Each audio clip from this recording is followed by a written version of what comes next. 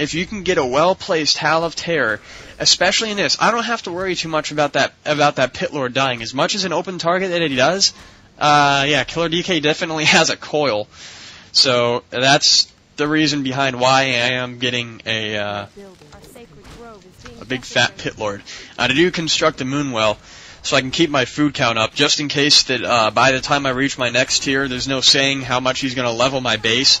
So right now we're just hoping that we keep Korea and Navi's army, you know, where we want it. So I try to inch into that base, so I find a good open spot, which I waited for. Yeah, I got it in at a good time. It was alright.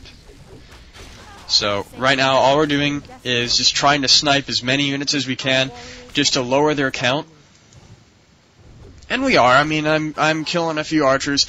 He's killing a few headhunters, and they're still thinking that they got a distinct advantage. Killer DK really did well with his Crypt Fiends. I mean, my hunts, they took all of the damage. They were taking all the fire while these Crypt Fiends were still alive. So I had plenty of wood. The reason why I just didn't chuck all the resources towards Killer DK at the moment is because he is constructing an item shop, and it'd be wise that I have a little bit of gold on hand so I can get some items, especially healing potions. I was worried about the most. And this is actually the game where I discover how great a Pitlord is to be in your army. Because I was thinking, Pander and Brewmaster, it's alright.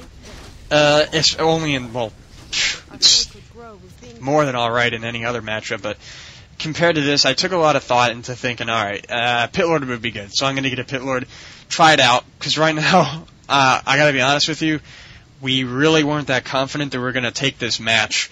I mean, look at us. Look at my base. We've got crap. So, yeah. But we do notice their heroes. There's no town portal on them. So they're up. They have to go through this decision. Either my base lives, I get some production, maybe we get an advantage, or they make sure I get no advantage at all, but sacrifice their base in the process. So probably what they were thinking of at this moment was, alright, we got a good enough army on our hands as well. I mean, we can produce a lot more units. Why not just trade bases? So we did that. I made sure I detonate all the wisps.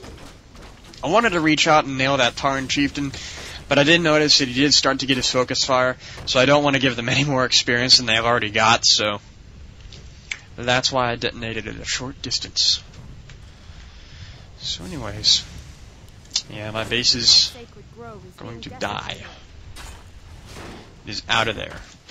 But like I said, best part about this is that Pitlord isn't as vulnerable as he is in standard games, since now he can be coiled. So, just going to start picking away at Korea's base. I mean, they made sure that we get rid of everything. There is a Great Hall that is constructed in my base, for that matter, because now the Orc has an expansion to gain some units on. But the thing with those expansions, when they get them, is that they, in conjunction with their Tower Rush and all that stuff, it takes a lot of resources. So you gotta hit at the right time.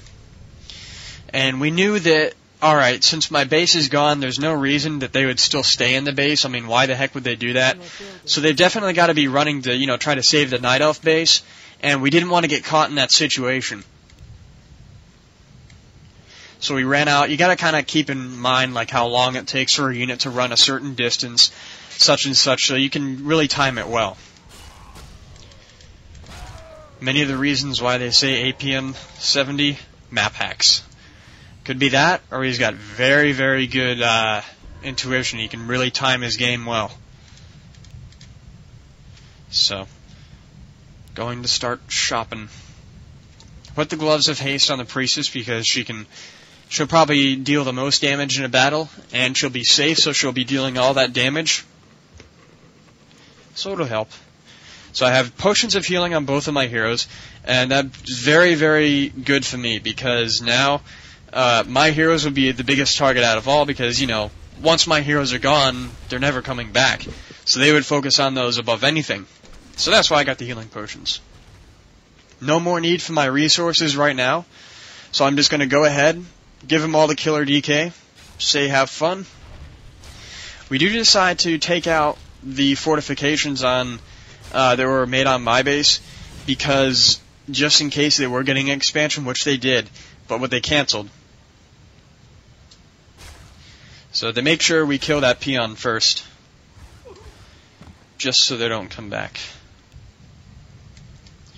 So we are briefly thinking if he can give me resources, if I can get back in the base, because we're saying right now, okay, yeah, I might be able to get a base, but I realize at this point, it's either now or never, because this orc player, we're pretty sure that they might later on in this game try to get an expansion in the middle and really, really get far.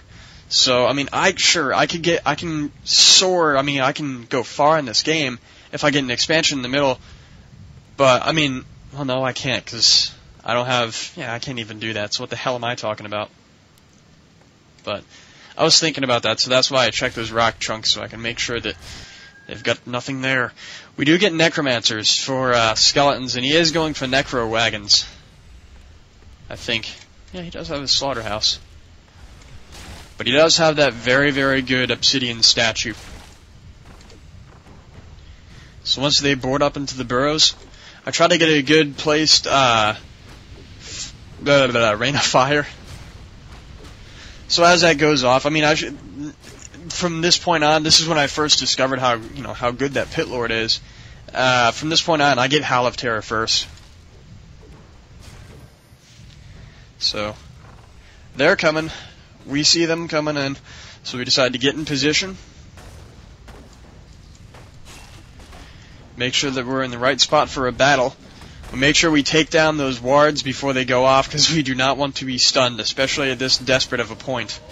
So they have a Pitlord as well. And I drop some, they actually have a Howl of Terror on us as well. So I get a good place Howl of Terror. I managed to really, really bring down the damage on their units. -7 damage, -5 damage we're looking at here. That's a lot, and I mean a lot of damage, especially so widespread like that it is very, very, very good. So whatever hero they focus on, we just simply run it out of the way. And also at the same time, these fiends, they're doing such an excellent job at hero nuking, we're able to just nail them. And then we just get it through here.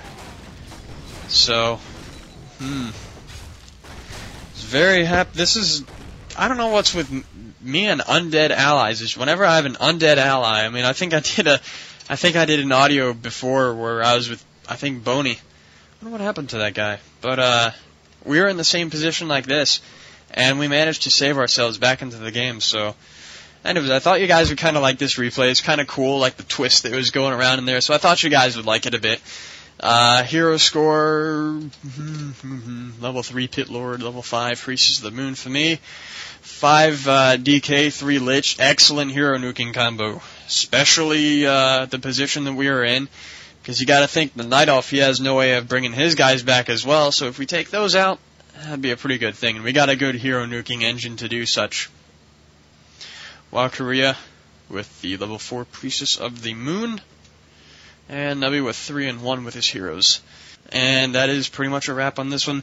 I don't know which replay I'll be doing for the next one, but I'll think of what I can do for you guys. Until then, take care.